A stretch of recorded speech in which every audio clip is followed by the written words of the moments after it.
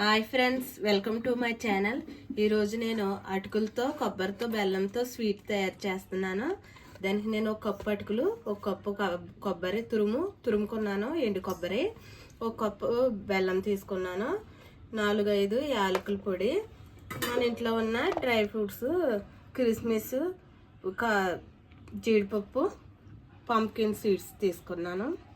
మనం ఇప్పుడు sweet ready చేసుకుందాం. స్టవ్ వెలిగించుకుని గిన్నె పెట్టుకుని మనం ఇప్పుడు బెల్లం కరిగించుకుందాము. బెల్లం వేసుకుని కప్పు బెల్లానికి కప్పు వాటర్ వేసుకుందాము.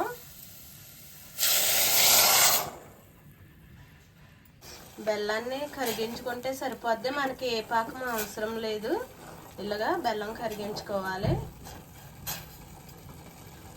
బెల్లం అయితే కరిగిపోయింది, మనం పక్కన పెట్టుకుందాము.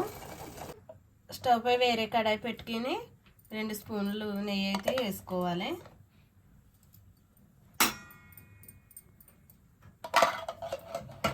మన దగ్గర ఉన్న జీడిపప్పు 2 స్పూన్లు, పంప్కిన్ సీడ్స్ 2 స్పూన్లు వేసి వేపుకోవాలి.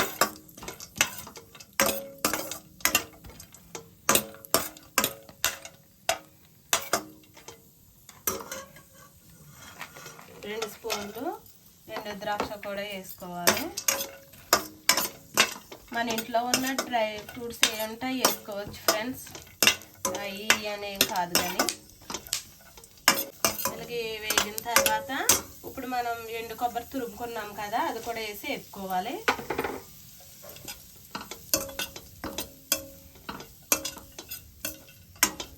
కొబ్బరి కూడా వేగిన తర్వాత మనం ఒక కప్పు అటుకులు తీసుకోవాలి. లావు అటుకులు తీసుకోవాలి, పేపర్ అటుకులు కాదు. సన్నగా ఉంటే అయితే బాగోదు ఫ్రెండ్స్, ఈ లావుగా ఉన్న అటుకులు తీసుకోవాలి. ఈ స్వీట్కి అటుకులు వేసాం కదా, ఇంకా 2 స్పూన్లు నెయ్యి వేసి వేసుకోవాలి ఫ్రెండ్స్. అప్పుడు అటుకులు బాగా మనకి క్రిస్పీగా వేగుతాయి. ఇదిగో ఇప్పుడు కట్టుకున్నట్టుకి ఇలా చూస్తే చక్కగా క్రిస్పీగా వేగింది, సరిపోద్ది ఫ్రెండ్స్. ఇలాగ వేపుకొని ఇప్పుడు మనం కరగబెట్టుకున్న బెల్లాన్ని వేసుకుందాము. మనం కరిగించుకుందాం కదా, బెల్లం వాటర్ వేసుకోవాలి. ఇలాగ ఫిల్టర్ చేసుకోవాలి. బెల్లంలో ఏమైనా డస్ట్ కట్టా ఉంటే వేసుకోవాలి ఫ్రెండ్స్. ఇలా కలుపుకొని ఉడికించుకోవాలి.